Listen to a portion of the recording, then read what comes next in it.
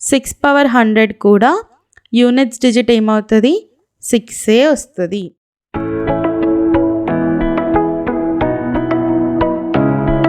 Hello class, ఇప్పుడు మనం exercise 1.2లో 6th question చూస్తున్నాం. 6th క్వశ్చన్ ఏంటి? Which digit would occupy the units place of 6 power 100? ఇప్పుడు 6 power 100కి ఒక ఆన్సర్ వస్తుంది కదా. ఈ యూనిట్ ప్లేస్లో అంటే యూనిట్ డిజిట్ ఏమవుతుంది అని అడుగుతున్నాడు. ఓకేనా? ఇప్పుడు మనం ఏమవుతుందో సాల్వ్ చేసి చూద్దాం. ఇప్పుడు ఫస్ట్ 6 పవర్ 1 ఏంటి? 6. 6 స్క్వేర్ ఏంటి? 6 ఇంటూ 6 36. 6 క్యూబ్ ఏంటి? 6 స్క్వేర్ ఇంటూ 6 కదా, అంటే 36 ఇంటూ 6 ఏమవుతుంది? 216. ఇప్పుడు 6 పవర్ 4 ఏంటో చూద్దాం.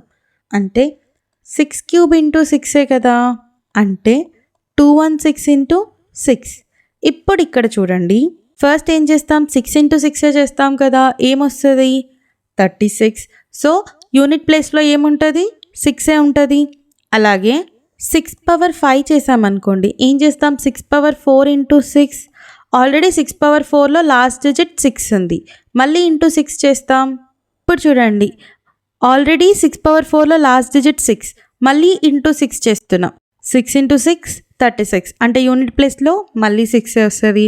సేమ్ 6 పవర్ 6 కూడా చూద్దాం. 6 పవర్ 6 అంటే 6 పవర్ 5 ఇంటూ 6 కదా. 6 పవర్ 5కి లాస్ట్ డిజిట్ ఏంటి? సో ఆన్ 6 ఉంది, మళ్ళీ ఇంటూ 6 చేస్తాం. అప్పుడు ఏమొస్తుంది? సేమ్ ఆల్రెడీ 6 పవర్ 5కి లాస్ట్ డిజిట్ 6 ఉంది, మళ్ళీ ఇంటూ 6 చేస్తున్నాం.